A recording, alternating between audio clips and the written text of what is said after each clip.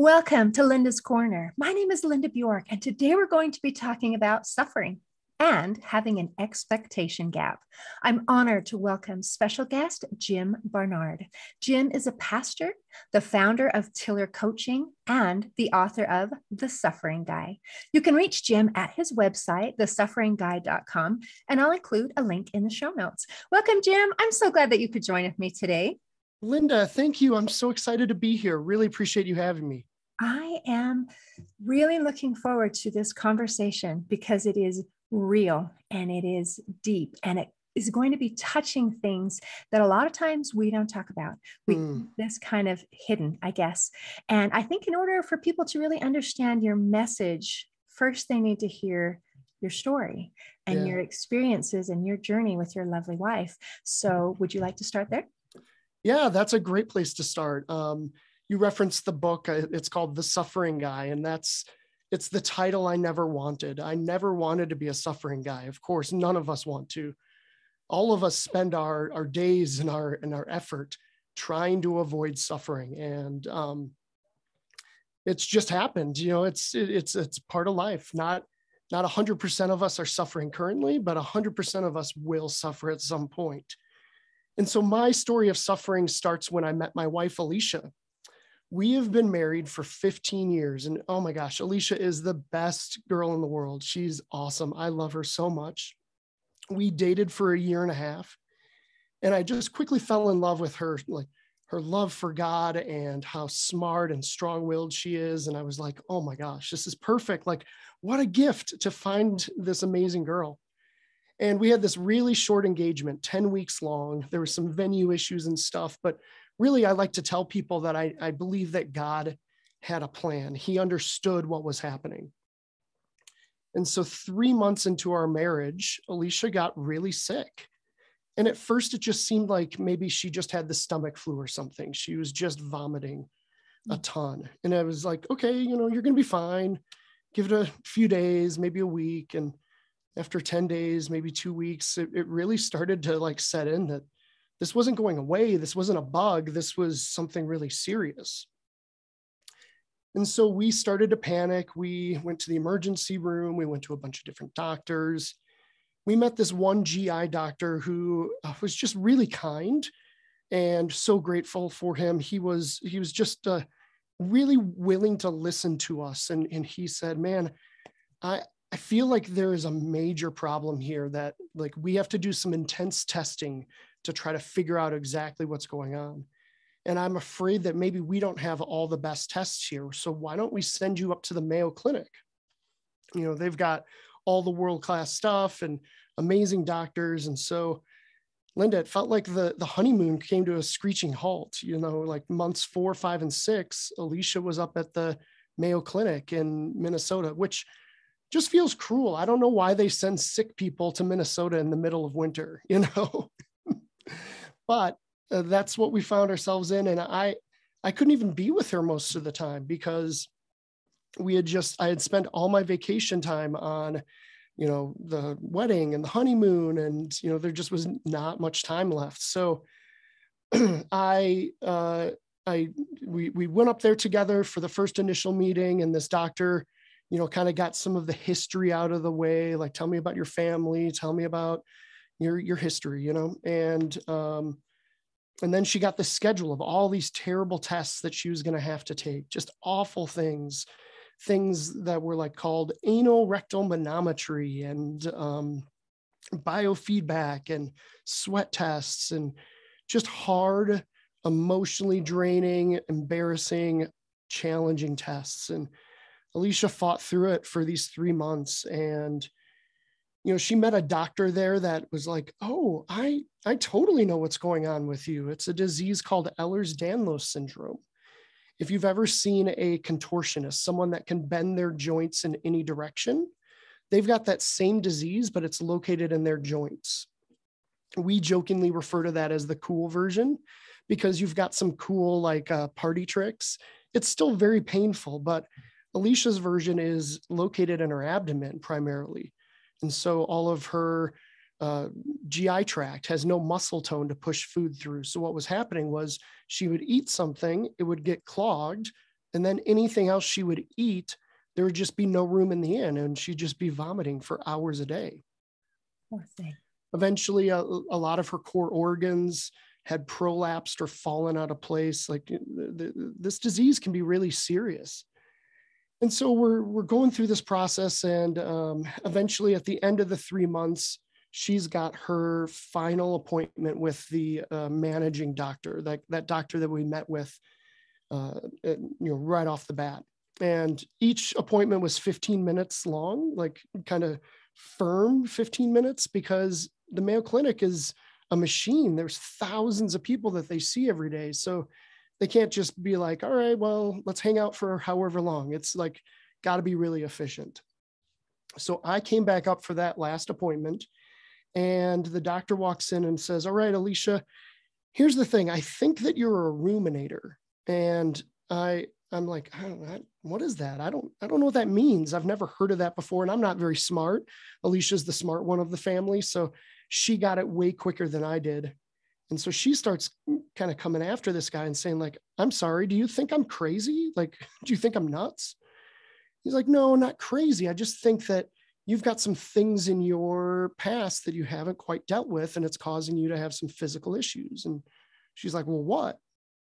And the doctor said, well, you alluded to, abuse in your home when you were a kid. And, I can't deny that. Like, that's, her dad was not awesome to Alicia's mom. And, sometimes that could affect her, but it was basically a thing between the two of them. And Linda, I just sat there in my hands, like, not knowing how to fight for my wife. I couldn't advocate for her. I'm just like, what are we talking about here? And Alicia was great. She fought for herself, and she's like, well, what about the anal rectal manometry? And he's like looking at the file, looking at the charts for seemingly the first time. And he's like, oh, that is interesting. Wow. What about biofeedback? What about this and that? What about this Ehlers-Danlos thing? And he's just very dismissive of all of it. He's like, hey, I'm so sorry. The 15 minutes are up now. I've got to move on to another patient. If you'd like a referral to a counselor from my office, please let us know. We'd love to help you, but thanks, bye. And Alicia's like, no, you're not leaving. And like, pretty much like corners him and is like, I'm not willing to accept this. I've done counseling. And once again, I'm like not fighting for her. I want to be verbalizing like, hey, mister, like, she's the most emotionally and spiritually healthy person I've ever met. Like, she's not a crazy person. Like, but I have no words. I'm just dumbfounded. And really, this doctor just had nothing else to give her, and we were done. So we lived in St. Louis at the time. And so we drove back down to St. Louis and left Minnesota really dejected and frustrated. And that kind doctor that had referenced us to go up to the Mayo Clinic, we had a follow-up appointment with him because he was, dying to know what happened. Like, what's the results? Well, what's the outcome here? And so we brought, the whole chart, all the files with us, and sat down in this little room with him. And I was having probably some PTSD because it felt very much like, our experience with this other doctor. And, of course, he's taking his time and looking through these charts and test results and all the stuff. And Linda, I felt like I was going to vomit. Like, Alicia's the one that vomits all the time, but I was so tense. I was so nervous. Like, I was really convinced that this guy was going to be like, well, yeah, Mayo Clinic thinks you're a ruminator, so that's got to be the answer. But he finally looked up and broke the tension and looked Alicia right in the eyes and said, honey, it's in your gut. It's not in your head. And I'm so sorry that this happened, that you had such a poor experience with this doctor. But it's very clear to me, and I'm very thankful that we did this, because now we can have some steps to try to help you. And within a few months, Alicia had her colon removed, and like all but 2 inches, because he had theorized through all these tests and studies that the majority of the disease was in her colon. And when they biopsied her colon, the doctor came in and was like, just like almost white as a ghost. He's like, we've never seen anything like this. Your colon was PVC pipe hard, but paper thin. And we think it would have torn within days, weeks. Like it was so fragile. So if we didn't do this now, like you might have like gone septic, you probably would have died, you know? And, you know, we're just so thankful. And for the next several months, Alicia actually got better. She was able to begin to eat again. And like, I was starting to get my wife back, and it felt so good. It was amazing. Unfortunately, Linda, this disease just has a degenerative factor to it, and it's continued to spread throughout the GI tract. And she's just continued to go downhill over the last 15 years. It's been incredibly hard. It's been the most challenging thing I've ever had to endure, and I hate it. Like, I hate it so much. But we really feel like God has been present in it, and he's done really the absurd in the midst of it. And we're so thankful. Like, you referenced my ministry, Tiller Coaching. This entire story that I have, that I detail in the book, The Suffering Guy, it is a giant expectation gap. It is, you know, my reality is so far away from what I hoped and expected in life and in marriage.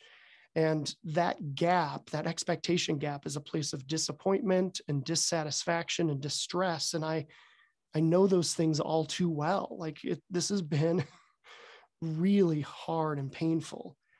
But now I get to turn around and help people in their own expectation gaps. And I was very reluctant for the call to ministry to help people. But I finally relented and chose to follow God into what he was sending me into. And it was, I'm actually really grateful. I think I would give anything to have Alicia healthy again. I mean, there's been tragic moments. There were these 2 moments where she essentially died on me. Like, she was lifeless in my arms, and so scary. Like, these moments have been awful. But I don't know if like God would come to me at this point, if he would offer me a deal. Hey, Jim, I can heal Alicia, but the ministry all goes away. You being able to help people through the expectation gaps goes away. Like, what do you choose? Obviously, God's not going to come and make that offer. But if he did, I don't know what I would choose. I want my wife healthy so badly. But I also recognize what has been so good, and being able to serve people and finding a purpose in this pain. It's been really amazing. And I think Alicia would probably feel the same way. Like, absolutely, something beautiful that is growing from this pain and this heartache. So let's kind of go back and talk about this situation that you never asked for, never wanted, and yet here it is. And so when you get married and you hear words like, you know, for better or worse, you know, in sickness and in health, and you think, well, yeah, but you don't ever expect the poverty and the sickness or any of those kinds of things. And you had such a short amount of time before the problems started to come. And I'm very sorry for that. And I am proud of you for staying with her and for supporting her and for honoring those vows, those commitments that you made. It is challenging for anyone to be in the role of a caregiver because it's so 24/7. But I think that it's sometimes even harder for a man than a woman, in that it's not, it doesn't come as natural. That tendency, the desire to just fix it is very strong, is it not? Oh, it absolutely is. And there's nothing I can do. I have no control in this scenario at all. I've felt hopeless and helpless. And there were large portions of my career before I jumped into ministry where I just put all of my effort and my mental energy into work. There were seasons where I was working 80, 90 hours a week because it was a place that I could control and I could have wins. I could experience victories. I think there's studies that show that couples are up to 7 times more likely to divorce if the wife is the one that gets sick compared to the husband. We just don't know how to do this. And we, as men, do want to fix. And it's been just brutal. I wish this is a podcast medium. Like I don't have the words for this. It's been exceptionally hard. The expectation gap has been so real. And, the thing about the expectation gap is it comes in all different, sizes and forms. And it can cause us, if we're in an expectation gap that's too big for too long and we're too isolated, we are prone to making uncharacteristic decisions. It would have been very easy for me to get lost into, drugs or alcohol or pornography or any of these things that would fill that space. I just believe that men especially, it's why it was important for me to write this book as the caregiver, as the husband, because I just feel like there's a lot more out there for the wives in this scenario, a lot more out there for the one that's going through the illness. So I wanted to write this from my perspective and to be able to tell people that, even if the expectation gap is real, it doesn't mean that you can't have gratitude and you can't celebrate in the midst of it. And so that's what I want people to learn and to see an example of. I've certainly not done it perfectly. And I'm I poke at myself a lot in the book. I love that people give the review of like, man, it's so funny. You are very funny. I never thought I would laugh so much at a book about suffering. I'm very self-deprecating, but this whole thing has just been a journey of learning to not take myself so seriously, That is wonderful that you're able to put it in a way that is that you can take it and swallow, because suffering is hard and nobody enjoys it. And I've had many conversations with all kinds of different people. And there's been a common theme that for men who maybe don't know how to express emotions and are not comfortable feeling them and feeling feelings of powerlessness, just that hopeless feeling, I can't control this, is so overwhelming that, like you mentioned, many people turn to something to try to numb the pain. Yeah. Numb the feelings, numb it. I can't fix it. I don't want to feel this. So let's numb it. So will you please help those who are listening to understand some healthier, more beneficial ways to respond to this suffering, to this expectation gap? So I'm in the spot and I don't feel good and I want to avoid it. What can I do? Yeah, I never wanted to be the suffering guy. It's something I have learned to embrace. How do I put this, Linda? I think suffering is actually a gift. I know that that's like such an absurd statement, but I just really do, because you referenced in the previous question our vows. For better, for worse, for rich or for poor, for health or for sickness. Those vows represent an expectation gap that could happen. I'm promising, I'm committing, I'm covenanting to be with you no matter what the expectation gap is. And how do we prove that we actually mean that? If Alicia and I only experience the good and the rich and the health, I never actually have an opportunity to prove to her that I meant what I said, that I was actually committed. There's just no opportunity. This suffering is actually like the bad, the poor, and the sickness are all opportunities to prove who we are, prove that we mean what we say, that we are fully committed. And I think it's like a great representation of our relationship with God, that if we don't experience this kind of suffering, these expectation gaps, we just can never prove our commitment to him. And for some reason, proving our commitment to him seems really important. So that's what I think. I don't know, thoughts about that? Yes, yes. Well, you took this scenario, and by changing your perspective just a little bit and saying, okay, let's put this perspective in the terms of, am I honorable in keeping my commitments, in keeping the covenants that I made to love and support? And that way, every day that you are enduring, it's a win. It's like, today, Yes. I proved that I keep my word. Today, I proved that I love you so much that I'm going to stick with you when it's hard. Yeah. And every day that turns a long day, because days can be long, and win. Yes. It's beautiful. And then it's like, I did today. I did today.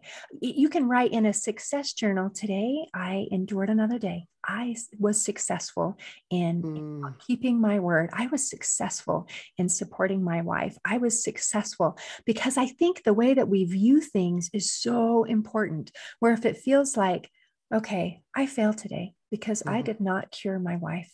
I failed today because I did not take all of her pain away, then it's just demoralizing. But when it's switched into, I succeeded today in standing by her side, that changes everything. That's quite insightful. So thank you, Jim. Now, you've talked about also about in terms of faith. I mean, here we have experience, and then we also have our faith experience, where it's like, this stinks.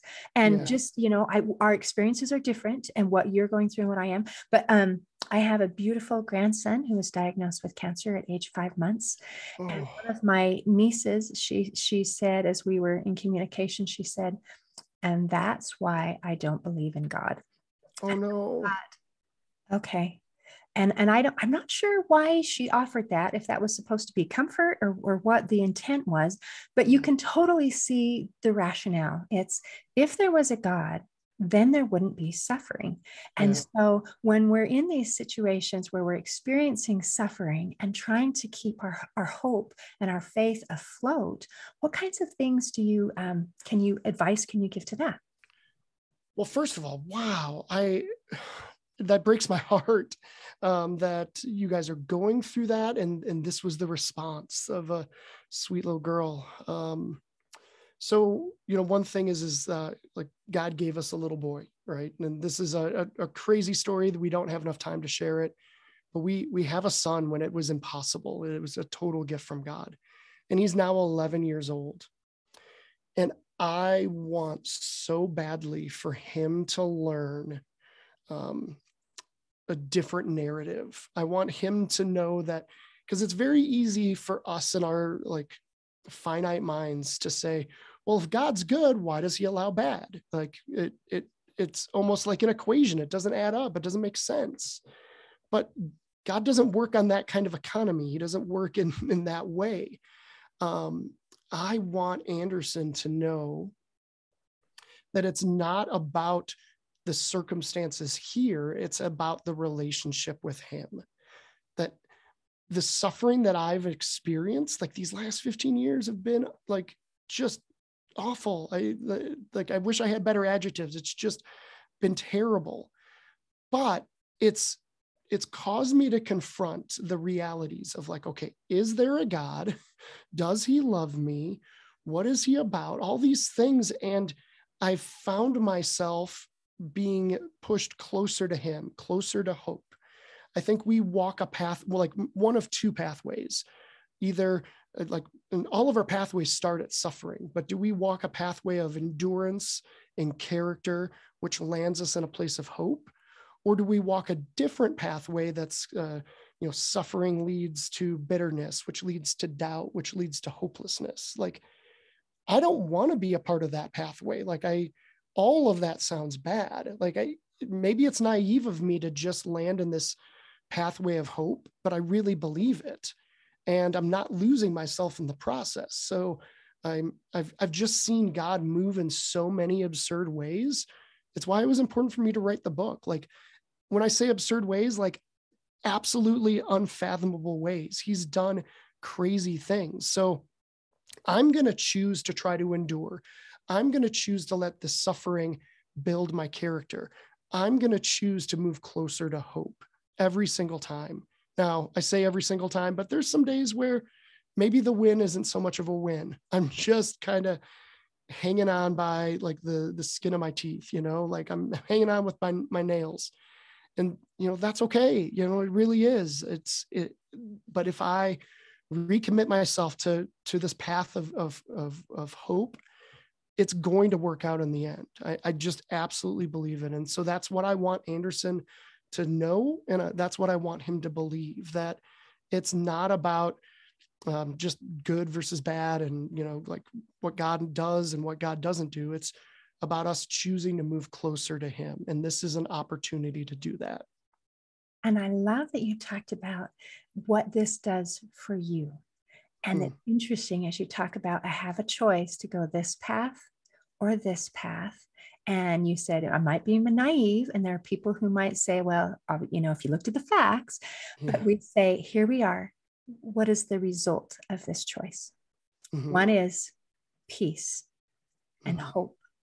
And one is maybe anger, frustration, helplessness, hopelessness, sadness, despair. And so I think when we're looking at, because we all want to be able to see, seeing is believing, want to see some kind of results to know that we're on the right path. And I think that you kind of nailed it on the head, that part of the seeing is really feeling is how does this feel? Yeah. It feels okay. It feels like I have hope. I feel like I have peace. I feel like everything is going to be okay, even if I don't know what okay looks like. And I feel love and I feel loved. And so these kinds of things, that is our evidence of things unseen, so to speak, that the faith and that direction is the right way to go. So well done. Thank you. I know we're close to the end here, but if I can just say one thing, I think that, the world, people that don't know Jesus, they look at the people in the church and say, look how hypocritical they are. And I think this is at the core of that objection, of that criticism, that, we all claim like, oh my gosh, I can't wait to go to heaven. And I just love Jesus and it's going to be so great. And we just claim this hope and joy and blah, blah, blah. But the moment suffering comes, we walk that back and we take a different stance. We suddenly like, this is terrible. We're ripping our hair out, I just think that our consistency is going to mean everything to everyone. If we want to get to heaven and we're so excited about it, the last time I checked, the way to heaven is either death or tribulation. It's suffering. So like, if we could just stay somewhat consistent and not take ourselves so seriously, just find those moments of gratitude and celebration for what is real, it's going to be okay. Like there's something better out there. I just firmly believe it. So yeah, I might be naive. I really might be, but I'm actually like I'm enjoying stuff that I shouldn't enjoy. So I'm willing to take that.